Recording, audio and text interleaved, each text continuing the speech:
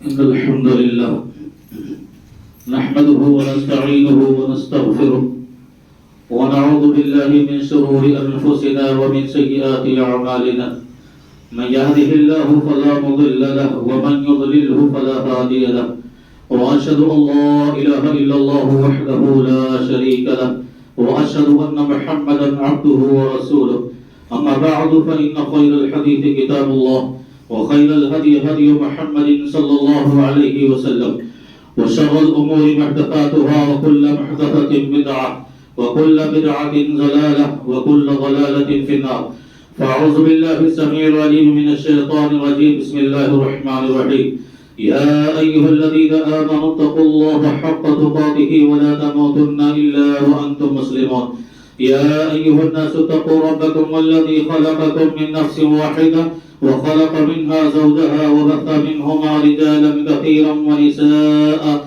واتقوا الله الذي تساءلون به والأرحام إن الله كان عليكم رقيبا يا أيها الذين آمنوا اتقوا الله وقولوا قولا سديدا يصلح لكم أعمالكم ويغفر لكم ذنوبكم ومن يطع الله ورسوله فقد فاز فوزا عظيما وقال الله عز وجل لقد كان لكم في رسول الله أسوة حسنة لمن كان يرجو الله واليوم الآخر وذكر الله كثيرا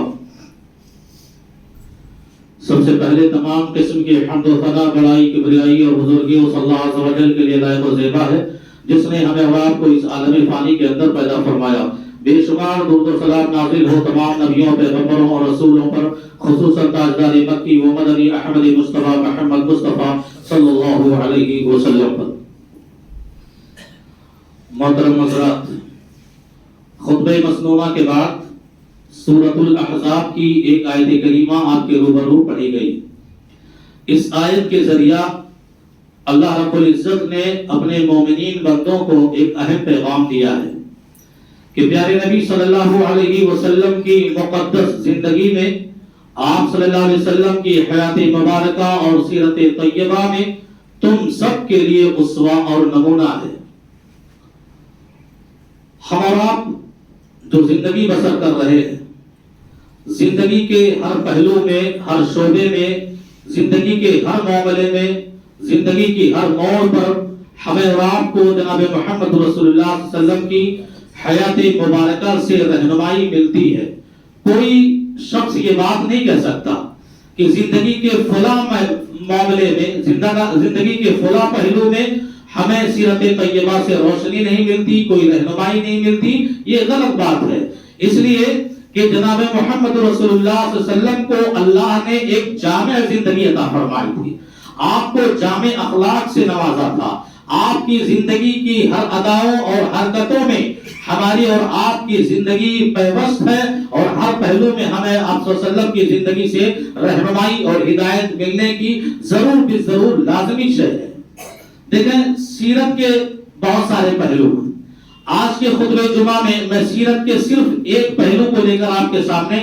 حاضر ہوا ہوں اور وہ یہ ہے کہ پیارے نبی صلی اللہ علیہ وسلم اپنی زندگی میں دوسروں کو کتنی عزت دیا کرتے تھے دوسروں کی کتنی ریسپیکٹ کیا کرتے تھے یا کوئی شخص آپ کے دربار میں آتا تو آپ اس کو کتنی اہمیت دیتے تھے چونکہ آپ پیغمبر تھے آپ رسول تھے آپ نبی تھے صبح و شام مختلف قسم کے لوگ آپ کے دربار میں حاضری دیتے تھے غلام بھی آزاد بھی مرد بھی عورتیں بھی بچے بھی جوان بھی بوڑھے بھی اجنبی بھی رشتہ دار بھی دوست بھی دشمن بھی مختلف قسم کے لوگ آپ کے دربار میں حاضر ہوتے اور آپ صلی اللہ علیہ وسلم ہر فرد کو عزت دیتے ہر فرد کو اہمیت دیتے اور ہر فرد کی بات کو بغور سماعت فرماتے پیارے نبی جناب محمد رسول اللہ صلی اللہ علیہ وسلم کی پوری زندگی سے ایک تاثر حضرت انس بن مالک رضی اللہ تعالیٰ عنہ نے 3 صفتوں میں تذکرہ کیا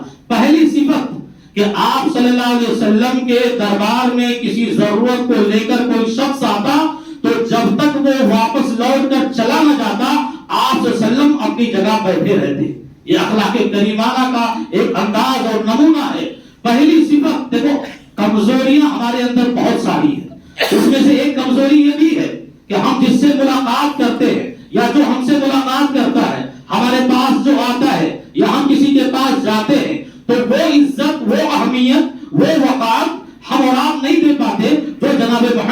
रसूलुल्लाह सल्लल्लाहु अलैहि वसल्लम अपने दरबार में आए हुए लोगों को दिया करते थे। हजरत अनस इब्न मालिक रज़ियल्लाहु ताला अन्हु दूसरी सिफत बयान करते हैं कि आप सल्लल्लाहु जब किसी से सलाम के लिए मुसाफा करते तो सामने वाला जब तक खुद न खुद अपने हाथ छुड़ा लेता, प्यारे नबी उसका हाथ नहीं छोड़ते। ये छोटी सी बात है, लेकिन दिल में अपनाइयत और मोहब्बत पैदा करने वाली बात है। तीसरी सिफत हज़रत अनस रज़ियल्लाहु ताला ने बयान किया कि अल्लाह के नबी सल्लल्लाहु अलैहि वसल्लम जब कोई आदमी आपसे गुफ्तगू करने आता, आपके पास अपना कोई मामला लेकर आता, आपसे कुछ बात करना चाहता, तो आप सल्लम अपने कान को उसकी जानिब झुका लेते। क्यों?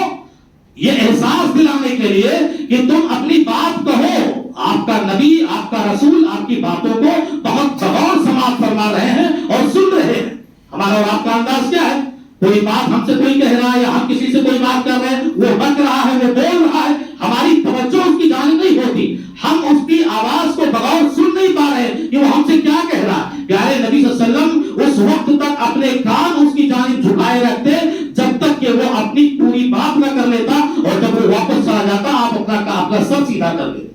ये पूरी जिंदगी का एक तासुर अनस बिन मालिक रज़ियल्लाहु ताला अन्हु ने इस उम्मत के लिए पेश फरमाया कि आपके अखलाक कैसे थे। आपके अखलाक का एक और नमूना मुलाहिजा कीजिए।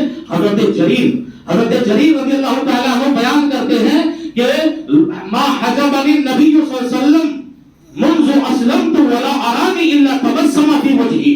सारी जिंदगी जब भी मैंने अपने नबी से मुलाकात करनी चाहिए, हमेशा देखा कि हमारे नबी मुलाकात के लिए, मिलने के लिए हमेशा तैयार रहते थे।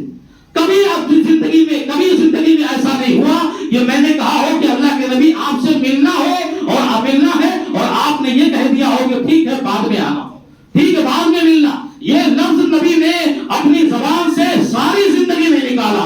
जब भी हमने मिलना चाहा, प्यारे नबी ने कभी ये जुमला नहीं कहा बाद में आना। समाज में देखो, माशरे में देखो, बेचारा कोई अपना कर्ज लेने आया है, बाद में आके ले ले, 2 दिन के बाद लेके, कोई बात कहने आया, ठीक है बाद में आना। बाद का लफ्ज ये अखलाक की सबसे गिरी हुई हरकत है जो प्यारे नबी सल्लल्लाहु अलैहि वसल्लम ने सारी जिंदगी कभी अंजाम नहीं दिया। इसी तरह हज़रत जरीर कहते हैं कि वला अरानी तबस्समा इल्ला तबस्समा फी वजही। सारी जिंदगी हमने अपने नबी को देखा है, जब भी मुलाकात के लिए गए प्यारे नबी मुस्कुराते हुए चेहरे से मेरा इस्तकबाल किया। प्यारे नबी ने मुस्कुराते हुए चेहरे से हमारा इस्तकबाल किया। आज हमारे और आपका हाल क्या है? अगर हम इजाजत भी देते हैं मिलने के लिए, हमारे माथे पे शिकन आ जाता है, हमारे माथे पे झुर्रियां आ जाती है। इजाजत तो दे दिए पर हम उसकी जानिब तवज्जो नहीं दे रहे हैं। ये हमारे पास कोई आया है हमसे मिलने के लिए, ना हमारे चेहरे पर मुस्कुराहट है। क्योंकि ऐसे शख्स भी होते सारी जिंदगी उनकी चेहरों से मुस्कुराहट गायब रहती है। और यहाँ सहाबी कहते मैंने अपने नबी को हमेशा मुस्कुराते हुए चेहरे से इस्तकबाल और स्वागत करते हुए पाया है। क्यों? सामने वाला जो आया है मुस्कुराता हुआ जब चेहरा देखेगा ना, तो कुछ बुग़्ज़, इनाद, दुश्मनी आपके खिलाफ उसके दिल में होगी, फौरन वही खत्म हो जाएगी, फौरन वही खत्म हो जाएगी। उसका दिल बाग हो जाएगा कि सामने वाला वाकई मुझसे मिलना चाहता है। मुस्कुराते हुए चेहरे से मिलना ये अखलाक करीमाना का एक अलग नमूना है। इसी तरह आप देखो प्यारे नबी सल्लल्लाहु अलैहि वसल्लम, छोटे बच्चे हैं, कितने अजीम रसूल, कितने अजीम पैगंबर, लेकिन रास्तों में आप सल्लम अगर कहीं गुजर रहे और बच्चे नजर आ गए तो आप सल्लम ने आगे बढ़कर उनको सलाम किया। आप सलाम कहते उनको आगे बढ़कर, जबकि बच्चों को चाहिए कि वो बड़ों को सलाम करें, लेकिन तरबियती नुक्ते निगाह से आप सल्लम मदीने के सड़कों पर, मदीने की गलियों में अगर बच्चों को कहीं खेलता हुआ देखते तो आगे बढ़कर उनको सलाम करते और बच्चे भी सलाम का जवाब देते। इतना ही नहीं, मदीने के घरों में जो बच्चे पैदा होते, जिन बच्चों की वलादत होती, सहाबा अपने बच्चों को, सहाबियात अपने बच्चों को लेकर नबी के खिदमत में हाजिर होते। अल्लाह के नबी उन बच्चों को अपने गोद में उठा लेते, उन्हें खिलाते, और बसा औकात तो ऐसा होता कि बच्चे आपकी गोद में पेशाब तक कर देते। और आप सल्लम ने कभी नाराजगी का इजहार नहीं किया, कभी गुस्से का इजहार नहीं किया, कभी बेजारगी का इजहार नहीं किया, बस इतना किया कि पानी लगाया और अपने कपड़े पर छिड़क लिया और अपने कपड़े पर डाल लिया। उसके बाद अल्लाह के नबी सल्लल्लाहु अलैहि वसल्लम ने सहाबा को न डांटा न फटकारा कि तुम अपने बच्चों को हमारी गोद में लाकर क्यों रख देते हो, तुम अपने बच्चों को हमारी खिदमत में क्यों। कभी नहीं, कभी नहीं। सारी जिंदगी बच्चों के साथ आपका यही मुआशरा रहा और आपका यही अखलाक रहा। और आप देखो कभी कभी इतने बड़े हो जाते हैं कि दूसरे बच्चों को गोद में लेने की तो छोड़ो, कितने ऐसे लोग हैं जो अपने बच्चों को कभी गोद में लेने की सारी जिंदगी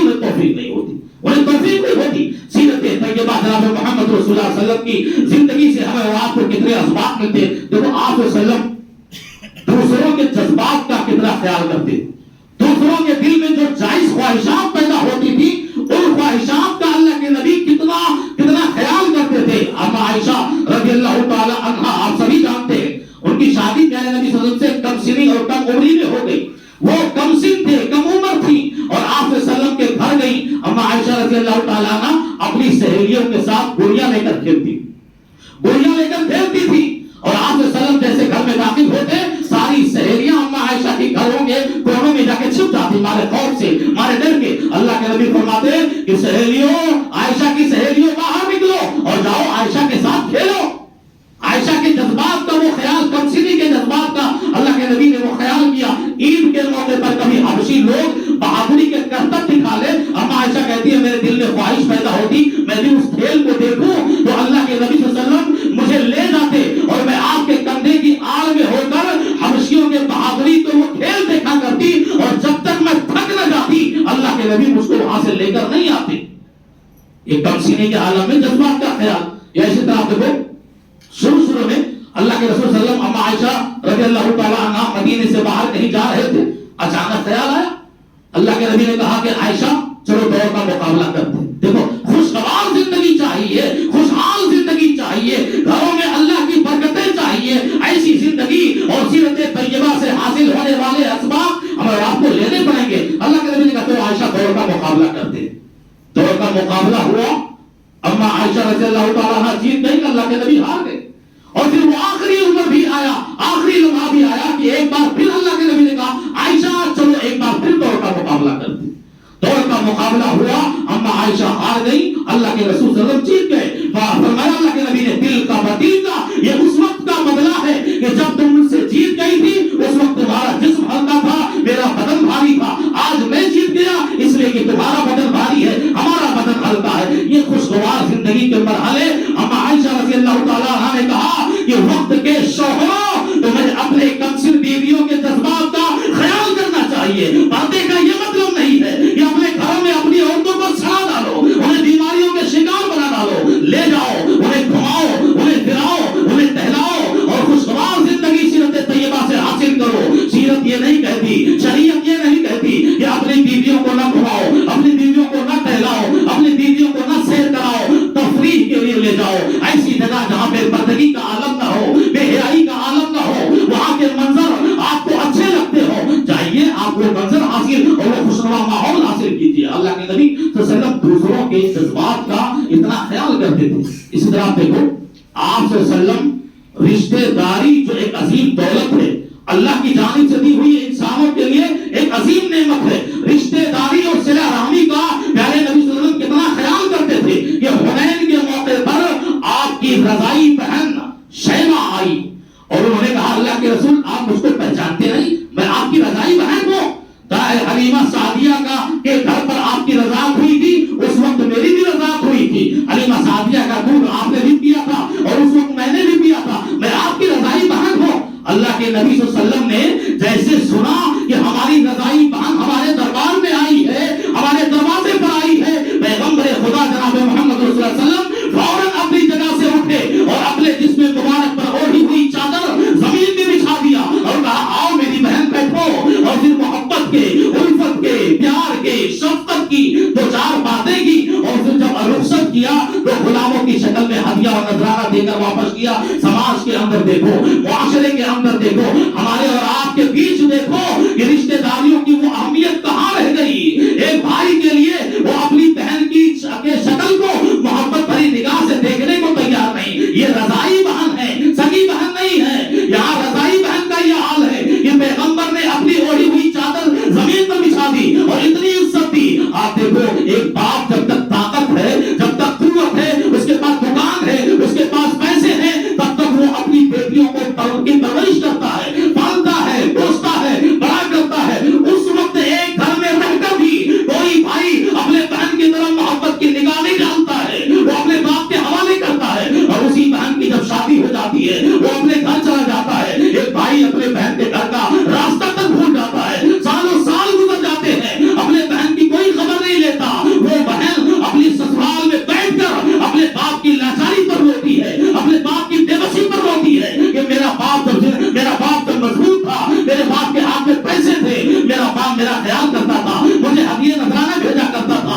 میرے باپ کے ہاتھ سے سب کچھ نکل گیا، سارے بھائیوں نے اس پر قبضے کر لیے، دکانوں پہ قبضہ، مالوں پر قبضہ۔ آج ہمارے بھائی ہیں کہ ہماری طرف دیکھنا انہیں گوارا نہیں ہے، وہ ہدیہ کیا دیں گے، وہ ہماری طرف محبت بھری نگاہ بھی دیکھنے کو تیار نہیں ہے۔ میں آپ کو بتاؤں، آپ کو ہمارے ہی علاقے کے ہیں، آپ جانتے ہیں رمضان کے مہینے میں ہمارے یہاں جو ہے بہنوں کے ہاتھ تہواری دی جاتی ہے، بیٹیوں کے ہاتھ باپ تہواری، آپ جانتے ہیں۔ میں اپنی قسم خدا کی، میں اپنا واقعہ بتاتا ہوں۔ خود راستے میں ایسا معاملہ پیش آیا، ایک بوڑھا آدمی کمزور قدموں سے، کمزور پیروں سے سائیکل کی پینڈلیں مارتے ہوئے اور پیچھے بوجھ لاتے ہوئے جا رہا تھا۔ اچانک سڑک پر بڑا سا پتھر پڑا اور وہ پتھر سے ٹکرا کے گر پڑا، پتھر سے گرا۔ ہم لوگ بائک روکے، ہم نے دیکھا اس بوڑھے کے سر پر چوٹ آئی، پھٹ گیا، سر خون نکل رہا ہے، اس کے ہاتھوں میں چوٹ آئے۔ ہم نے کہا چچا کہاں جا رہے ہو؟ انہوں نے کہا بیٹا تہواری لے کر جا رہا ہوں، بیٹی کے گھر تہواری لے کے جا رہا ہوں۔ کیا کروں؟ دو نوجوان، دو بیٹے ہٹے کٹے، دونوں کے ہاتھوں میں بائک ہے۔ میں نے ان سے کئی بار کہا کہ چلے جاؤ تہواری دے آؤ، لیکن وہ بیٹے جانے کو تیار نہیں ہیں، وہ نہیں گئے۔ میں مجبور تھا، بے بس تھا، اپنے کمزور قدموں سے سوچا چلو دے کر تہواری چلے آئے۔ میں نے خود کہا کہ ایڈریس دو، بتاؤ یہ تہواری آپ کی بیٹی کے گھر ہم لوگ پہنچا دیتے ہیں، آپ اپنے گھر جائیں آرام سے۔ اس نے کہا نہیں، اگر آپ لوگ تہواری میری بیٹی کا لے کر گئے تو بیٹی کے سسرال کے یہاں ہمارے بیٹوں کی توہین ہوگی۔ باپ زخمی حالت میں پڑا ہے، سر کٹ کے پھوٹی توڑی نہیں ہے، اس کے باوجود وہ اپنے بیٹوں کی عزت کو سنبھالا ہوا ہے کہ اگر آپ لوگ لے کر گئے تو سسرال والے تانا ماریں گے کہ دونوں بیٹے جوان تہواری لے کر نہیں آ سکے، باپ زخمی ہو گیا، دوسرے لوگ تہوار لے کر آئے۔ اللہ کی قسم آنکھوں میں آنسو آ گئے کہ ایسا بوڑھا باپ، لاچار باپ اپنی بیٹی کا اتنا خیال کر رہا ہے اور ہٹے کٹے بھائی اسی باپ کی جائیداد پر قبضہ کیے بیٹھے ہوئے ہو اور اسی کی بیٹیوں کا خیال نہیں کرتے، اپنی بہنوں کی طرف۔ جابر ابن عبداللہ رضی اللہ تعالیٰ عنہ صحابی رسول ہیں، اللہ کے نبی نے فرمایا جابر شادی کیے تو باقرہ اور کنواری لڑکی سے کیوں نہیں شادی کی؟ کھیلتے اس سے تم یہ سیدہ اور شادی شدہ عورت کو اپنے گھر لے کر کیوں آ گئے؟ مطلقہ عورت کو کیوں لے کر آ گئے؟ یہ تو شادی کر چکی تھی۔ جابر ابن عبداللہ نے کہا اللہ کے نبی میرے باپ کی وفات ہو گئی، میرا باپ اس دنیا سے رخصت ہو گیا اور اس نے 9 بیٹیاں چھوڑ کر اس دنیا میں گیا ہے اور میں تنہا ہوں، اپنی 9 بہنوں کو پالنے والا، ان کی دیکھ ریکھ کرنے والا۔ اگر کنواری لڑکی سے کرتا ہماری بہنوں کی وہ دیکھ ریکھ نہیں کر پاتی، اس لیے میں نے سیدہ عورت سے کیا، شادی شدہ عورت سے کیا تاکہ وہ ہماری بہنوں کی دیکھ ریکھ اچھی طرح کر سکے۔ خیر یہ رشتوں کا معاملہ ہے، یہ ایک الگ سا موضوع ہے، لیکن سیرت طیبہ اور جناب محمد رسول اللہ صلی اللہ علیہ وسلم کی زندگی سے آپ کو ہمیں کتنی نصیحتیں ملتی ہیں، رشتوں کی کس قدر اللہ کے نبی یہ جو ہے عزت کیا کرتے تھے اور احترام کیا کرتے تھے۔ دیکھو اللہ کے نبی صلی اللہ علیہ وسلم کی ایک عادت اور بھی تھی، آپ کسی کو اہمیت دیتے دوسروں کو بھی اس کی اہمیت کا احساس دلاتے۔ دیکھو یہ فلاں آدمی ہے، اس کی اہمیت ہے، اس کی عزت ہے سماج میں، تم لوگ بھی اس کی عزت کرو، تم بھی اپنے دلوں میں اس کی اہمیت کو پیدا کرو۔ عہد مدنی کا ایک بہت اچھا واقعہ اور اہم واقعہ ہمیں آپ کو ملتا ہے کہ مسجد نبوی میں ایک حبشی نسل خاتون، کالی کلوٹی عورت مسجد نبوی میں خادم خدمت کیا کرتی تھی، مسجد کی صفائی وغیرہ اور جھاڑو وغیرہ پوچھا وغیرہ کیا کرتی تھی۔ ایک رات اس کا انتقال ہو گیا، صحابہ نے محمد رسول اللہ صلی اللہ علیہ وسلم کو خبر کرنے کی ضرورت محسوس نہیں کی، بلکہ راوی حدیث کہتے ہیں کأنہم صغروا امرہا، اس عورت کی موت کو صحابہ نے ہلکے میں لے لیا، چھوٹا سمجھا اور نبی کو راتوں رات خبر نہ دی، اس وجہ سے کہ نبی کو تکلیف نہ ہو، ان کی نیند خراب نہ ہو، اور جنازہ پڑھی لے جا کے قبرستان میں دفن کر دیا۔ صبح ہوئی، اللہ کے نبی صلی اللہ علیہ وسلم مسجد میں آئے، اس سے پہلے کہ صحابہ آپ سے کچھ کہتے اللہ کے نبی نے پہلے کہہ دیا، یعنی کیا بات ہے کہ وہ عورت نظر نہیں آتی، کیا بات ہے وہ کالی کلوٹی اور ہمشور نسل خاتون جو مسجد کی خاتمہ تھی وہ آج ہماری آنکھوں کے سامنے نگاہ میں نظر نہیں آتی۔ دیکھو یہ خود کے اندر ایک بہت بڑی بات ہے، کمزوروں کا، غریبوں کا کہ غیر موجودگی کا وہاں حاضر نہ پانے کا احساس پانا، یہ خود میں بڑی بات ہے۔ آپ صلی اللہ علیہ وسلم دنیا میں آدمی جو ہے نا بڑوں کی، امیروں کی خیریت ہر کوئی پوچھتا ہے، ارے پردھان کہاں گئے، 10 دن کے بعد کہاں گئے تھے، 10 دن ہو گئے، صدر کہاں گئے، ناظم کہاں گئے۔ امیروں کو دنیا پوچھتی ہے، لیکن غریبوں کو، سماج کے کمزوروں کو، سماج کے لاغروں کو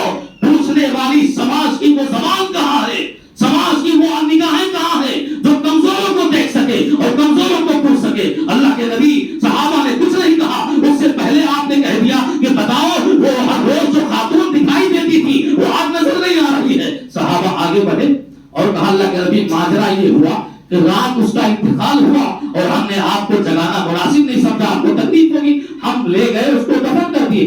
اللہ کے نبی نے غصے کا اظہار کیا، اللہ کے نبی نے ناراضگی کا اظہار کیا اور کہا تم نے ہمیں بتایا کیوں نہیں؟ وہ مسجد کی خادمہ تھی، یہ تو ایک اہمیت کی بات ہے، بہت بڑی بات ہے کہ وہ مسجد کی خدمت کیا کرتی، صفائی کیا کرتی تھی۔ آپ صلی اللہ علیہ وسلم نے فوراً صحابہ کو ساتھ لیا اور کہا چلو قبرستان گئے اور اس خاتون کے قبر پر کھڑے ہو کر اللہ کے نبی صلی اللہ علیہ وسلم نے نماز جنازہ ادا فرمائی۔ اسی لیے اہل علم کہتے ہیں کسی کا جنازہ چھوٹ گیا ہو نماز تو 1 مہینے تک وہ جنازے کی نماز جا کر پڑھ سکتا ہے۔ اللہ کے نبی نے جنازے کی نماز پڑھائی، صحابہ نے پڑھا اور اہمیت دی کہ دیکھو اللہ کے یہاں رنگ و نسل نہیں دیکھا جاتا، وہ گالی کر اٹھی تھی تم نے اسے ہلکے میں لیا، لیکن وہ مسجد کی خادمہ تھی۔ آپ صلی اللہ علیہ وسلم نے خود اہمیت دی اس عورت کو اور دوسروں کو بھی اس کی اہمیت دلائی۔ آپ کو دیکھو سماج میں کچھ لوگ بے وزن ہوتے، کچھ لوگوں کی اہمیت نہیں ہوتی، ان کی کوئی وقار نہیں ہوتی، وہ اس وجہ سے سماج ان کو دھتکارتا ہے کہ یہ بد شکل ہے، یہ بری صورت والا ہے، سماج اس کی عزت نہیں کرتی اس لیے کہ وہ غریب ہے، سماج اس کا احترام نہیں کرتی اس لیے کہ وہ دیہاتی ہے، اغوار ہے۔ یہ ساری چیزوں کو لے کر سماج کمزوروں کو نظر انداز کر دیتی ہے۔ اللہ کے نبی صلی اللہ علیہ وسلم کبھی ایسا نہیں کرتے۔ ان تمام قسم کے لوگوں کو آپ اتنی ہی عزت دیتے جتنی تمام لوگوں کو عزت دیا کرتے تھے۔ دیکھو ابن ماجہ کی ایک حدیث آتی ہے، ابن ماجہ میں حدیث حسن ہے۔ ایک مدینہ کے قریب ایک دیہات تھا اور اس دیہات میں ایک صحابی رہتے تھے حضرت ظاہر رضی اللہ تعالیٰ۔ حضرت ظاہر ان کا معاملہ کیا ہے؟ یہ بہت بدصورت تھے، بد شکل تھے اور اس کے ساتھ میں ہی بہت غریب تھے، بہت نادر اور مفلس تھے، کنگال تھے اور اس کے ساتھ میں وہ دیہاتی تھے۔ لیکن اللہ کے نبی صلی اللہ علیہ وسلم کو اس صحابی سے بڑی محبت تھی اور وہ صحابی بھی اللہ کے نبی سے اتنی ہی محبت کرتے تھے۔ جب اپنے دیہات سے بستی سے آتے تو بستی کے اندر جو چیزیں پائی جاتی ہیں دیہات میں، ترکاری سبزی وغیرہ بطور ہدیہ مدینے میں اللہ کے نبی صلی اللہ علیہ وسلم کے پاس لے کر آتے تھے اور اللہ کے نبی جب تک وہ مدینہ میں رہتے ان کی مہمان نوازی کرتے اور جب جاتے تو ہدیہ دے کر اللہ کے نبی بھی انہیں واپس کرتے، راستے کا کھانا اور توشہ وغیرہ۔ ایک بار ایسا ہوا کہ مدینے کے مارکیٹ میں، مدینے کے بازار میں وہ تجارت کر رہے تھے، کوئی سامان بیچ رہے تھے، سیل کر رہے تھے۔ اللہ کے نبی صلی اللہ علیہ وسلم نے دور سے دیکھا، ارے یہ تو ظاہر ہے۔ اللہ کے نبی نے بغیر بتائے پیچھے سے گھوم کر، ان کو علم نہ ہو، ان کو محسوس نہ ہو کہ نبی آ رہے ہیں، چھپ کر پیچھے سے گئے اور ان کی دونوں آنکھوں کو بند کر دیا، جیسے بچے آنکھ بچوڑی کہتے ہیں، پیچھے سے اللہ کے نبی نے ان کے آنکھوں کو بند کر لیا۔ حضرت ظاہر نے کہا کون ہو بھائی، تجارت کرنے دو، دھندا کرنے دو، ہماری آنکھیں کیوں بند کر کے رکھتے ہو؟ کون ہو بھائی؟ شروع میں تو پوچھا، لیکن کچھ دیر کے بعد ان کو یہ یقین ہو گیا کہ اس قدر محبت کرنے والی شخصیت اور اس قدر اپنانے والی شخصیت مجھ پر شکل تو یہ کوئی اور نہیں ہو سکتی، یہ یقیناً میرے نبی صلی اللہ علیہ وسلم ہے۔ جب ان کو یقین ہو گیا تو اپنے جسم کو بغیر حرکت دیے کھڑے ہیں۔ کیوں؟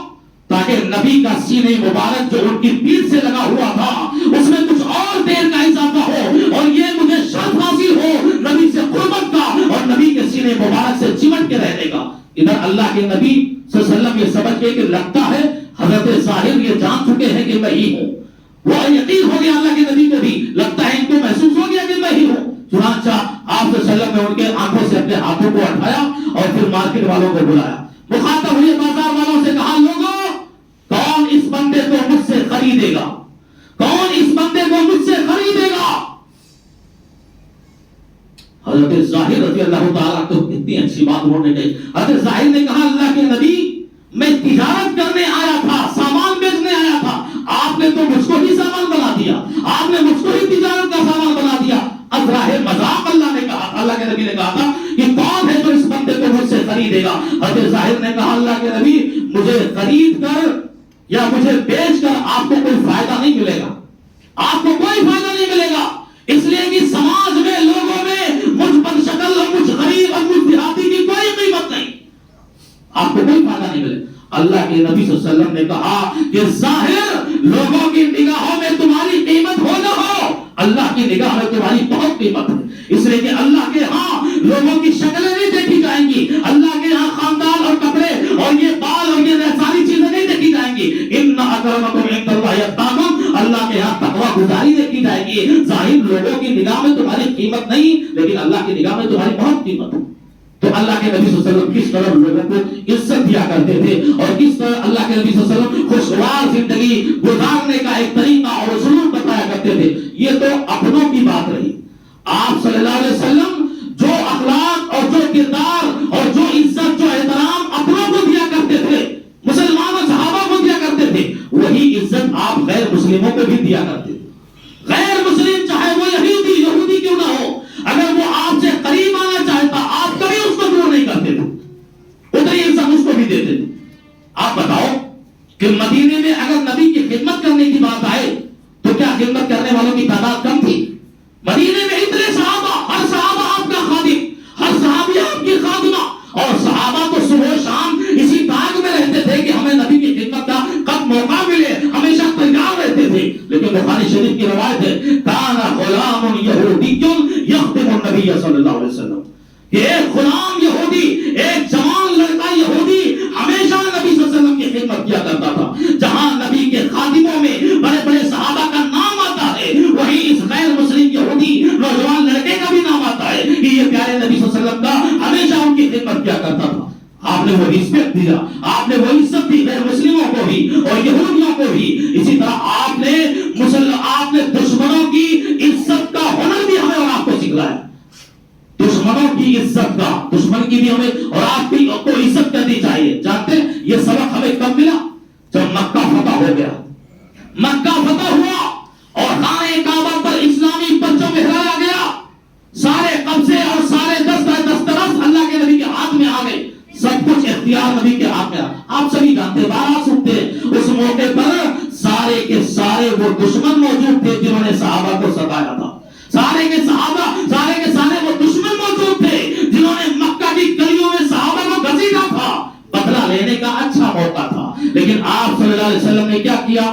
امن عام کا اعلان کر دیا. جاؤ تم سب کے سمازاد ہو, کسی کے ساتھ کوئی ملامت نہیں, کسی کو کوئی نقصان نہیں پہنچایا جائے گا. گرچہ ہماری حکومت آ گئی, گرچہ ہم یہاں کے حکمراں ہو گئے, لیکن دشمنوں تم بھی خیر مناؤ کہ یہ نبی تمہیں کوئی تکلیف نہیں دے گا. اور پھر آپ صلی اللہ علیہ وسلم نے کیا کہا دیکھو جو اپنے گھر کا دروازہ بند کر لے اس کے لیے امن ہے, اس کے لیے سلامتی ہے, اس کو کوئی نقصان نہیں پہنچایا جائے گا. اور جو خانہ کعبہ میں داخل ہو جائے اس کے لیے بھی امن ہے, اس کو بھی کوئی نقصان نہیں پہنچایا جائے گا. پھر آپ نے فرمایا ومن دخل دار ابی سفیان فهو آمن, کہ جو ابو سفیان کے گھر میں داخل ہو جائے اس کو بھی کوئی نقصان نہیں پہنچایا جائے گا. جانتے ہو یہ ابو سفیان کون؟ ابو سفیان کون؟ یہ نبی کا سب سے بڑا دشمن, نبی کا سب سے بڑا دشمن. اس وقت جو اسلام قبول نہیں کیے تھے, مکہ کے شعبہ اور سرداروں میں سب سے زبردست دشمنی اگر کوئی نبھائی تھی ابو سفیان تھے. لیکن ابو سفیان نے جب یہ سنا کہ آقا نامدار محمد رسول اللہ صلی اللہ علیہ وسلم نے امن عام کا جو اعلان کیا ہے کہ جو ابو سفیان کے گھر میں چلا جائے اس کو بھی کوئی نقصان نہیں پہنچایا جائے گا, یہ عزت دیکھی ابو سفیان نے اور یہ مرتبہ اپنا دیکھا کہ نبی کی نگاہوں میں ایک دشمن کی اتنی عزت ہے. تو پھر ابو سفیان اتنے متاثر ہوئے کہ انہی دنوں میں انہوں نے اسلام قبول کر لیا, انہی دنوں میں انہوں نے اسلام قبول کر لیا. تو آپ صلی اللہ علیہ وسلم اپنی زندگی اور اپنی سیرت طیبہ سے لوگوں کو یہ پیغام دینا چاہتے تھے. ربیع الاول کا مہینہ گزر رہا ہے اور آپ گزر رہے ہیں ربیع الاول کے مہینے سے. ہماری آنکھوں نے کتنے بدعت و خرافات دیکھے اور کتنے جلوس دیکھے, راستے پر ٹریفک جام, نہ جانے کتنے لوگوں کو تکلیفیں ہوئی, سبوں نے اپنی آنکھوں سے دیکھا. سیرت طیبہ یہ نہیں چاہتی ہے, پیارے نبی ہر امتی کو یہ بتانا چاہتے ہیں کہ آج دیکھو اتنا نازک ماحول ہے کہ پیارے نبی صلی اللہ علیہ وسلم کو لے کر دشمنوں میں اور غیروں میں ایسی باتیں کہی جا رہی ہیں جس سے نبی کی توہین ہوتی ہے. ہر امتی کا اب یہ فرض ہو چکا ہے کہ وہ نبی کی سیرت طیبہ کو اپنوں کے ساتھ, غیروں کے ساتھ اور دشمنوں کے ساتھ, دوستوں کے ساتھ آپ کا کیا سلوک رہا ہے, آپ کا کیا برتاؤ رہا ہے, آپ کی زندگی کیسی رہی ہے, یہ سیرت لوگوں کو بتانے کی اس وقت بہت زیادہ ضرورت ہے. میرے بھائیوں اور دوستوں, یہ ربیع الاول کے مہینے سیرتوں کے محفلیں اور سیرتوں کی مجلسیں ہم اور آپ کو یہ احساس دلاتی ہیں کہ پیارے نبی صلی اللہ علیہ وسلم کی 63 سالہ زندگی کوئی شخصیت دنیا میں نہیں گزری ہے جس کو 63 سال کی زندگی ملی ہو اور اس کا ہر سیکنڈ حدیث کے پنوں میں محفوظ ہو, تاریخ کے پنوں میں محفوظ ہو. یہ ہمارے آقا ہیں, یہ ہمارے ہمارے رسول پیغمبر صلی اللہ علیہ وسلم ہے کہ ان کی ایک ایک ادا کو، ان کی ایک ایک حرکتوں کو صحابہ کی جماعت نے محفوظ کیا ہے اور ہم تک پہنچایا ہے، اور محبت کی یہ علامت دکھائی ہے کہ اللہ کے نبی صلی اللہ علیہ وسلم جہاں مسکرا دیے صحابہ نے مسکرانے کا لفظ لے آیا، اور جہاں اللہ کے نبی غصے میں آئے صحابہ نے مارے محبت کے وہاں غصے کا لفظ لے آیا، اللہ کے نبی جہاں بیٹھ گئے صحابہ نے بیٹھنے کا لفظ لے آیا، اور الغرض صحابہ نے اپنے نبی کی سیرت کے ایک ایک اداؤں کو حدیث کے پنوں میں اس طرح محفوظ کیا کہ اللہ کے نبی نے ساری زندگی ایک مرتبہ کھڑے ہو کر پیشاب کیا، ایک مرتبہ، اور وہ بھی گھٹنوں میں درد کی وجہ سے یا کسی اور تکلیف کی وجہ سے ساری زندگی میں ایک قوم اور ایک گاؤں کے کونے کے پاس، گھور کے پاس آپ نے کھڑے ہو کر پیشاب کیا۔ صحابہ نے اس ایک ادا کو بھی حدیث کے پنوں میں محفوظ کر دیا اور امت کو یہ پیغام دیا کہ اپنی زندگی گزارنا چاہتے ہو تو جناب محمد رسول اللہ صلی اللہ علیہ وسلم کی حیات مبارکہ سے سبق حاصل کرتے ہوئے، عبرت اور درس حاصل کرتے ہوئے اپنی زندگی گزارو، اپنے اندر وہ اخلاق پیدا کرو، اپنے اندر وہ کردار پیدا کرو، اپنے اندر وہ کیریکٹر پیدا کرو جو ہمارے اور آپ کے آخری نبی جناب محمد رسول اللہ صلی اللہ علیہ وسلم ہر امتی کے اندر دیکھنا چاہتے تھے۔ اللہ ہم سب کو جناب محمد رسول اللہ صلی اللہ علیہ وسلم کی زندگی سے سبق حاصل کرنے کی توفیق عطا فرمائے۔